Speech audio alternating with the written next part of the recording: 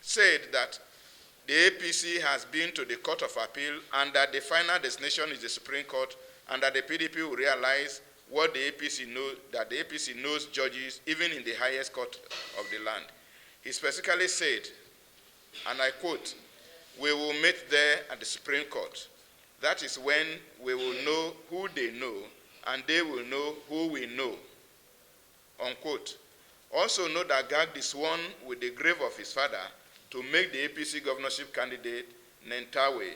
the state governor, even when he clearly lost to the incumbent governor Caleb of the PDP. So,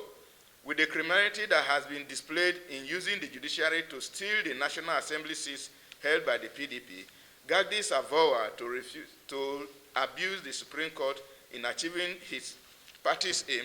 his oath that he must make Nantawe the state governor at any cost, and the abusive deployment of federal might against the Plateau, it is apparent that he and the APC will not stop at this phrase of usurping the people's mandate. We had ignored earlier intelligence reports that the judiciary would be used to hijack the mandate expressed by the people of the Middle Belt in choosing their national representatives, but we now see things differently, so that the judges have been shown that they are aligned with the APC. The development has now convinced us that the other aspects of the plot for APC to take over Plateau State by any means are no longer assumptions, but realities that must be urgently confronted in the interest of democracy, the interest of peace, and the interest of security across Nigeria. In specific terms, we have become aware that the failure of Gagdi and his co-travelers to steal the governorship seat at the Supreme Court will make them resort to hijacking the Plateau State House of Assembly to illegally move against the governor. They further plot to use this to trigger insecurity that will render the state ungovernable, such that there will be a compelling breakdown of law and order. Every Nigerian is aware of the intricacies and the delicate situation that is prevailing in Plateau State up to this moment. What should scare Nigerians and the world at large, gentlemen of the press, is that they plan to implement this playbook in other non-APC states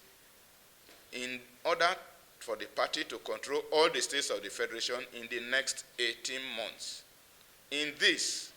the Middle Belt is particularly endangered because we will bear the brunt of any resulting insecurity from the criminal experience they are performing with Nigeria's democracy. Consequently, we want to place on record our disappointment that Gagdi, a son of the Middle Belt, decided to make himself an anti-Middle Belt crusader, willing to set his heritage ablaze to satisfy fascist agenda. We hope that he will, in his own interest and the good of our people, walk back from his destructive path he has chosen. We therefore, in clear terms, warn Yusuf Gagdi and that the coalition of Middle Belt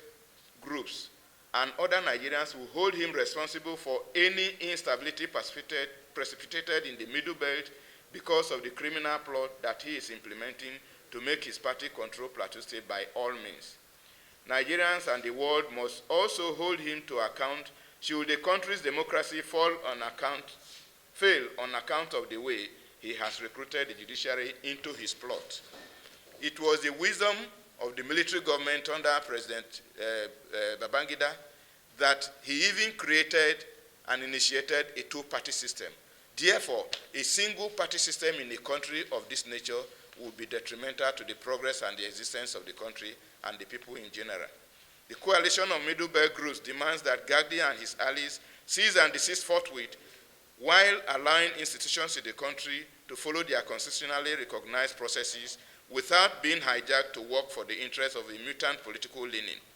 We call on the good part left in the judiciary to immediately start the process of restoring the independence of the judiciary by investigating Gagdi's assertions of owning the courts, find out the judges who colluded with him, and sanctioning them appropriately. Thank you for listening, and God bless the Federal Republic of Nigeria.